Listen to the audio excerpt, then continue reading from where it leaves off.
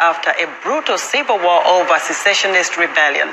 Now it's mainly young activists from southeastern Nigeria, also known as Igboland, that are renewing calls for separation.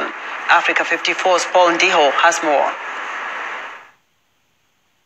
More than 50 years ago, military leaders of the Igbo people attempted to create the independent Republic of Biafra through the eastern region of Nigeria. The attempt failed, but the effort was accompanied by large-scale massacres. Today, calls for a separate state are still very much alive, and frustrations have grown over the decades. No harassment, no violence. It's non-violence. The Biafra is a spirit, is in our hearts. We will live and die as indigenous people of Biafra. You can't take that away from us. It's an ideology that nobody can crush. I fought under 4th Battalion of Biafra Army. So why I still processing Biafra is because of many souls I joined the soldier with them. Many souls that left us, that died. My heart always cries because of them. In an earlier interview with the Voice of America, Nnamdi Kanu, leader of the main pro-independence, the indigenous people of Biafra, said that the indigenous Igbo people still face a lot of injustices and deprivation, the very causes for the civil war. The mission and the value of IPOB is very simple: to restore Biafra, to make sure that Biafra comes by whatever means possible. We have chosen the track of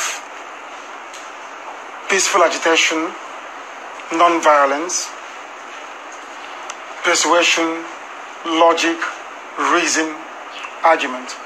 We're going to deploy all of that to make sure that we get Biafra. Analysts say that the current main pro-independence groups want a referendum on self-determination because they feel excluded from economic and political power. Our ultimate goal is freedom. Referendum is the path we've chosen to take to get Biafra. And that referendum, as I said earlier, is what we must have. Nigeria is made up of some 250 ethnic groups and broadly divided between the mostly Muslim north and mainly Christian south. And young people in Igboland seem to favor independence.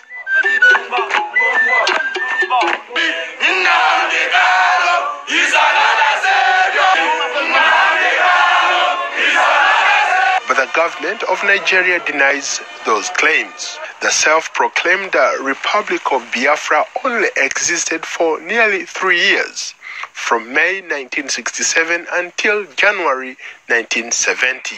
Meanwhile, President Muhammadu Buhari's administration continues to face many violent separatist claims that threaten the country's unity.